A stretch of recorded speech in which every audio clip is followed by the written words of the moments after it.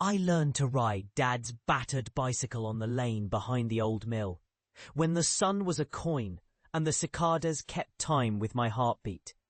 The lane ran between fields of corn and a bend that caught the river's breath, the air smelling of warm earth and new-cut grass. My knees scraped and my palms were chalk dry from clinging to the handlebars. I was 8, maybe 9, with legs too long for the frame and a stubborn ache to belong to the wind. Dad stood at the gate with his hands in his pockets, a half smile that meant both pride and fear. "You've got this," he said, but more softly, as if he knew fear wants to learn too.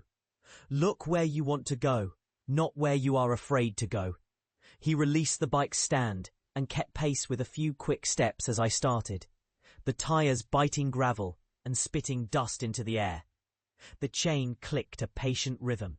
For a handful of yards, the lane felt like a test I could pass if I believed in the sound of the wheels and the weight of my own breath.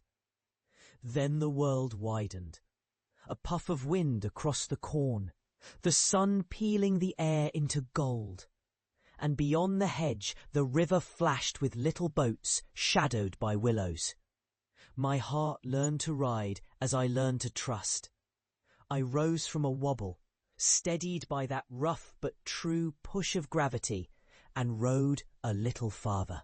The bicycle's old leather seat creaking a lullaby I didn't yet understand.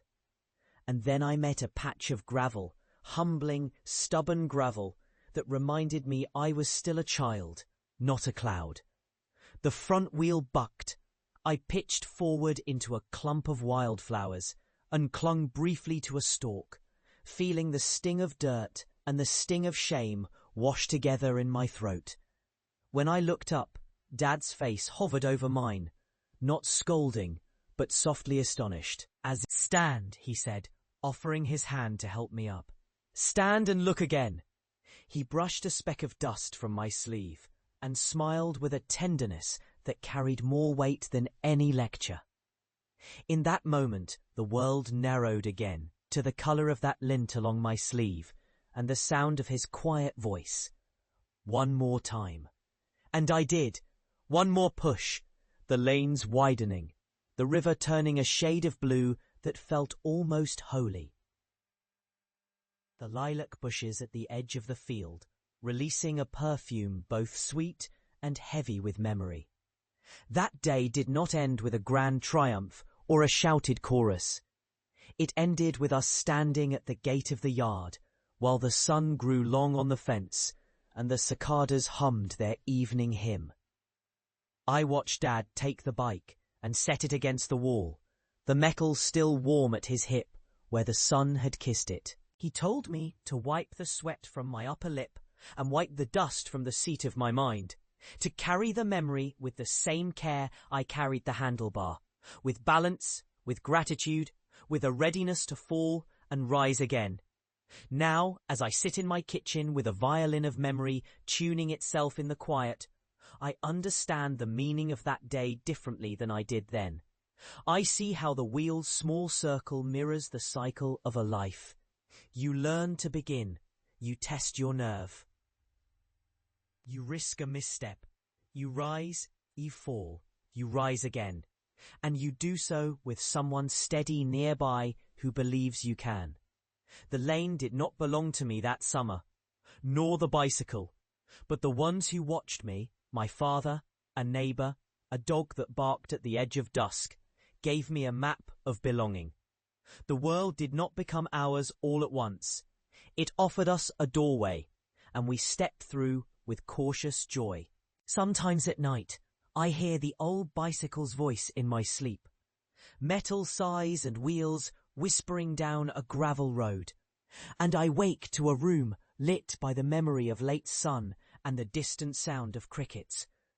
I am grateful for that small lesson that refused to vanish, for muscle memory that survives pain, for the capacity of a child to dream and a parent to trust. Time passes, says the clock, and the days drift into the seasons, and the lane itself grows quieter as the years accumulate.